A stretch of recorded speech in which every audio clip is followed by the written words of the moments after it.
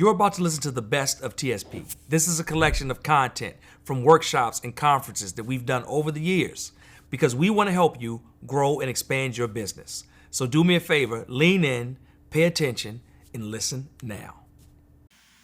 Thank you so much for that talk, Dr. Johnson. As a fellow innovator, it was refreshing to see some of the exact same problems that I've had. My name is Dr. Anika. I'm the invention diva. I am the developer of a telemedicine platform specific to acute eye issues that gives people an alternative to urgent cares and ERs to see a board-certified ophthalmologist. My question for you is, as an innovator, it sometimes feels like you are giving your vision to a group of blind people to proofread. It can be very frustrating, and it can feel like you're never going to be successful because you have to wait for everyone to catch up to you. How do you stay motivated? Well, it's a good question. I think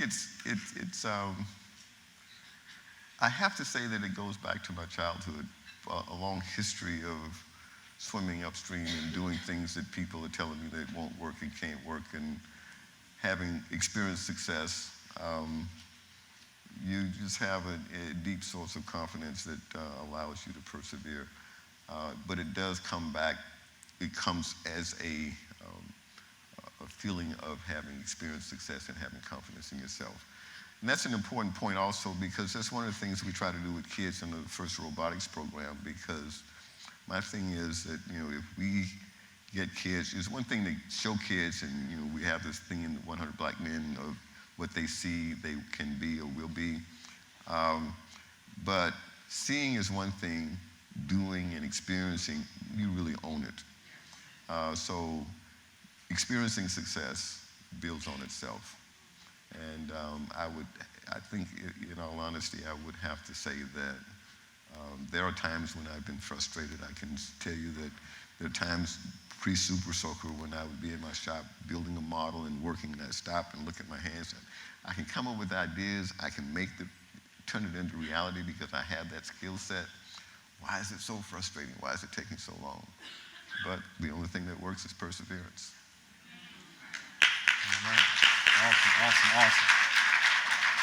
Hello, my name is Chanel Martin, and I help small business owners complete books in 7 days and publish quickly. My question is, as a chemical engineer and a master's degree chemical engineer, aside from that, I always wanted to tinker on things, and I see a lot of different technology, and I do a lot of research. One of the things that has stopped me has been the fear of doing it at my house. So as a tinker, when you were getting started and you were doing some of those things, did you partner with a research facility, or did you just say, I'm gonna go in my garage and figure it out? I'm on my second marriage.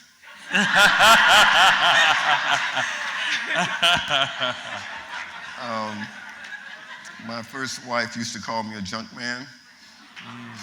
Because I was always hauling around all this stuff, and I had stuff all over the house. So it's hard. You have to make sacrifices. But no, I had all my stuff with me, and I did it all myself. Okay, thank you. Yeah. Let me ask you a quick question, Dr. Johnson. I know one of the questions, and one of the things I see a lot of times with entrepreneurs that are starting their journeys around intellectual property, and they have multiple ideas, but they may have a shortage of cash. And they're always trying to figure out, when should I protect this idea? Is now a good time? I have too many ideas and not enough money to protect them all. Have you seen that before? What would you say to someone like that? I deal with it every day. I have more ideas than I can work on, and people come to me with ideas, and I feel so bad because I don't have the bandwidth, wherewithal to help people the way I'd like to. But what I will say is that the patent law has changed.